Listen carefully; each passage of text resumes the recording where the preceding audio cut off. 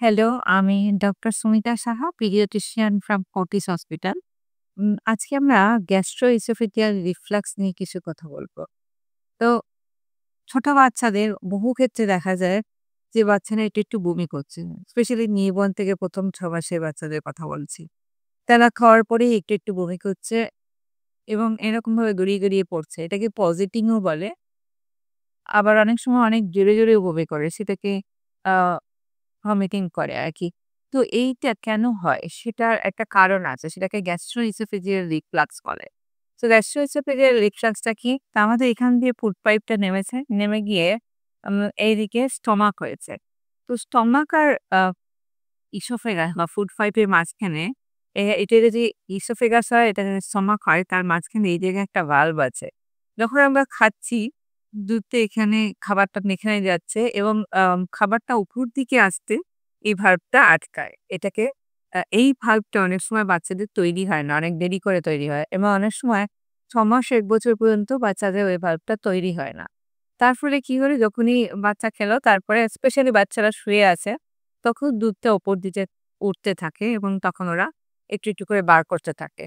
এবং এই যে স্টমাকের মধ্যে যে দুধটা, সেটা কিন্তু অ্যাসিডিক দুধ এবং এই যে ফুড পাইপটা, এরা কিন্তু অ্যাসিড নিতে খুব একটা পারে না। তার ফলে যেটা হয় সেটা হচ্ছে, যখন ওটা ওঠে অনেক সময় বাচ্চারা একটু কান্নাকাটিও করে। কারণ আমাদের যেমন বুক জ্বালা করে, ওদেরও একটু করতে পারে। তো সেটাকে এটাকে গ্যাস্ট্রোএসোফেজিয়াল রিফ্লাক্স বলে। বেশিরভাগ ক্ষেত্রে বাচ্চা যদি ওয়েট গেইন ভালো করে, তাহলে এটা কোনো প্রবলেম করে না এবং বাচ্চাদের ওয়েট গেইনটা আমাদের মনিটর করতে হয়। কিন্তু অনেক সময় দেখা যায় অনেকটাই বেশি করছে এবং অনেক সময় দেখা যায় তাদের ওয়েট গেইনটাও হ্যাম্পার হচ্ছে। সেক্ষেত্রে আমাদের অনেক কিছু মেজার নিতে হয়।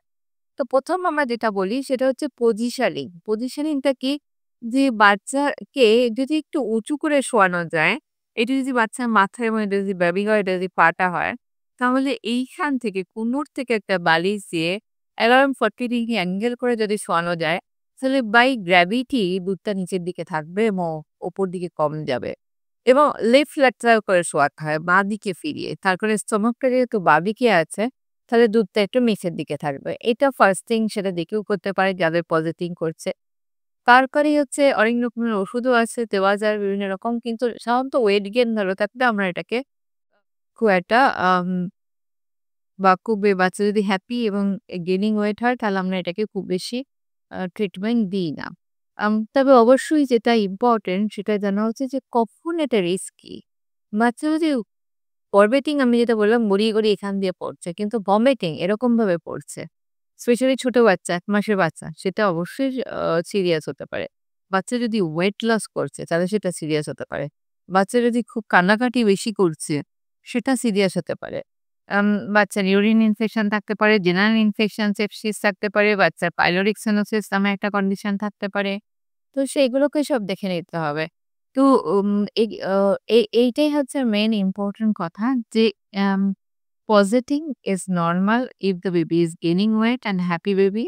আম একটু বমি করলে অত ভয় পাওয়ার কিছু নেই। কিন্তু যদি বেশি বমি করছে, ওয়েট গেইন লুজ করছে, প্রজেক্টাইল বমি করছে অর্থাৎ দূরে গিয়ে পড়ছে, সেক্ষেত্রে অবশ্যই আপনার ডাক্তারের পরামর্শ নিন। আর সিম্পল টেকনিক যেগুলো বললাম, যে একটু কোমর থেকে বালিশ দিয়ে একটু উঁচু করে শোয়ানো, একটু খাওয়ার পরে বাঁদিক ফিরে শোয়ানো, ভালো করে ঢেকুর তোলানো, মায়ের দুধ যে খাচ্ছে সেইসব মাকে একটু লেস স্পাইসি খাবার খাওয়ানো, এগুলো ইম্পোর্টেন্ট। আর ওভার ফিডিং করছে না, অনেক সময় বাচ্চা একটু আনকমফোর্টেবল থাকলেই একটু করে ফিড করতেই থেকে ওভার ফিডিং করে ফেলে। সেটা করছে না। সেই বেসিক জিনিসগুলো আপনি নিজেই বাড়িতে বসে দেখতে পারেন। কিন্তু ডেঞ্জার সাইন গুলো যদি মনে হয় কিছু অ্যাপিয়ার করছে, তাহলে আ আপনার পিডিয়াট্রিশিয়ান এর সঙ্গে কনট্যাক্ট করুন বা বিস্তারিত জানতে নিচের নাম্বারে কনট্যাক্ট করতে পারেন। Thank you. বাচ্চা নিয়ে ভালো থাকুন।